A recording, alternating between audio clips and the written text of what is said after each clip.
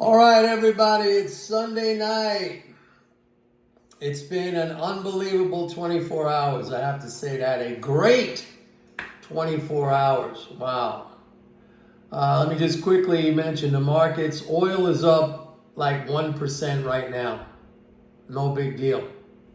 I mean, we saw higher levels last week. 1%, and that's on the threat of Iran blocking the Strait of Hormuz, which, by the way, if they did that, I mean, the Iranians are stupid. I can't believe they would be that stupid because, I mean, Israel and the U.S. just took out all its nuclear facilities. That would be the end of the Iranian Navy. Those Iranian naval ships, they'd be sitting ducks for Israeli and U.S. fighter jets. So that thing would last like 5 minutes. I was actually hoping to see a bigger spike up in oil right now in the futures markets because I would have sold it, but 1%, it's not, that's not a very attractive premium to sell. I'd rather buy it when it goes down, but anyway. So the details of the mission came out today. It was really, really incredible. I mean, one of the things that I thought was unbelievable was the deception involved. Like, what a planning in this mission. They had 2 sets of these B-2 bombers. One of them taken off, a set of bombers taken off to the west, which everybody was following. That was all over social media. That was all over the news and everything like that. And that was just a ruse. That was a deception because the real ones, the ones that were going to be involved in the bombing mission, they took off to the east and nobody knew about that. And they had to go through many refueling stops on the way to Iran.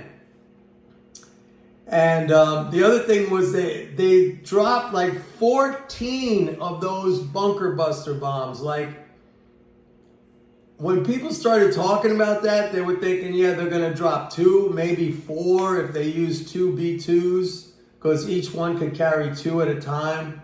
They dropped 14 of those things. I think 12 went on Fordo and 2 on Estefan or something like that. But what a mission. What a planning.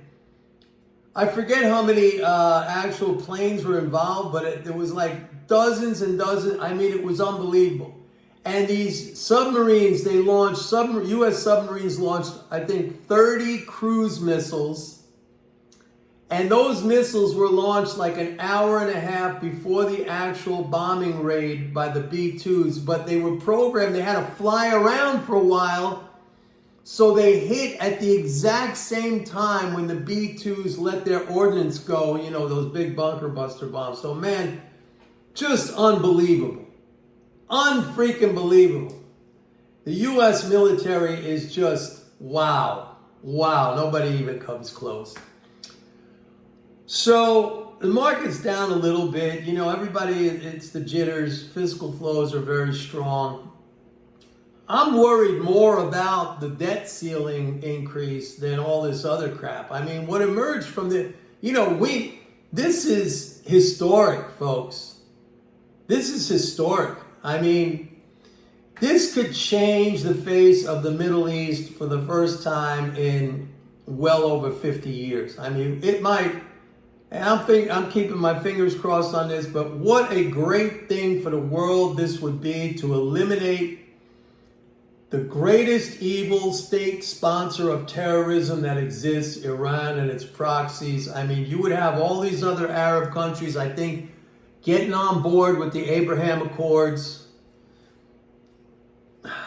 Unbelievable. And how about little Israel, man? Like, what a freaking powerhouse. It's a superpower in the region. There's no question about it. All these people leading up to this, Iran's going to crush.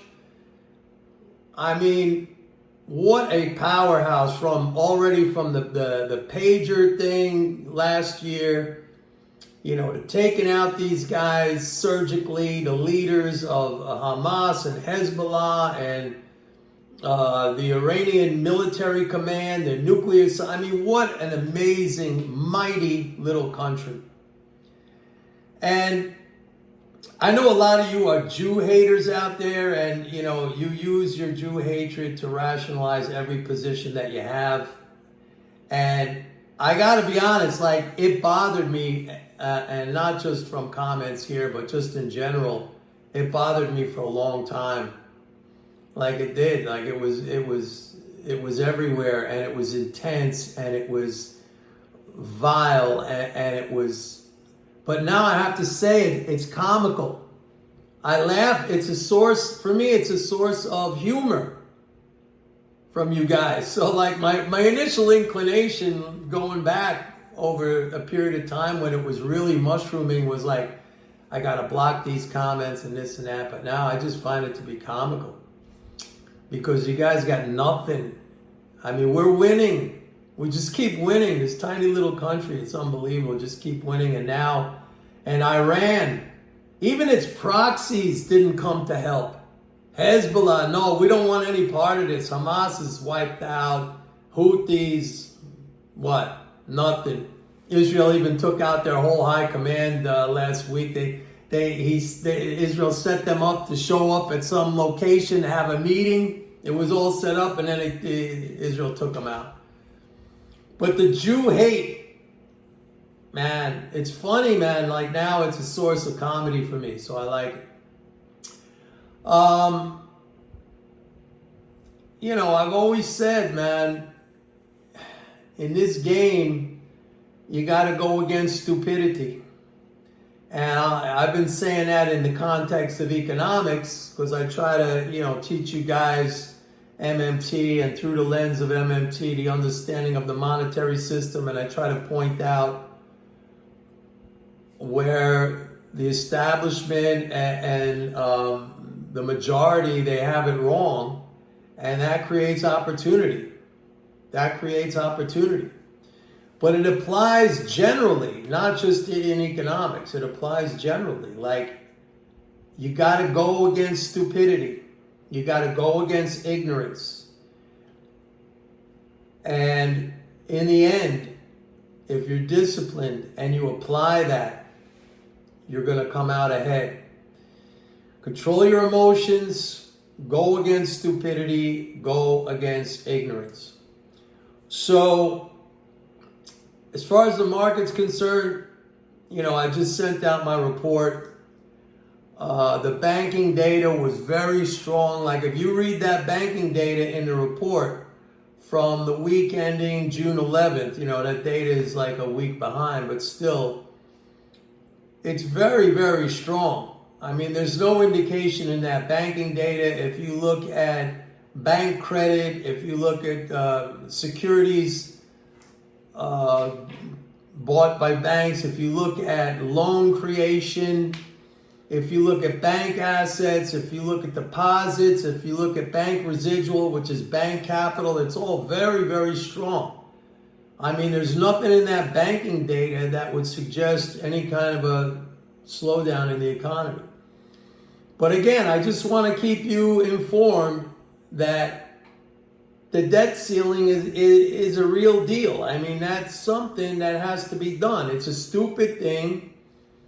It should be ended by Congress. I know Trump wants to end it.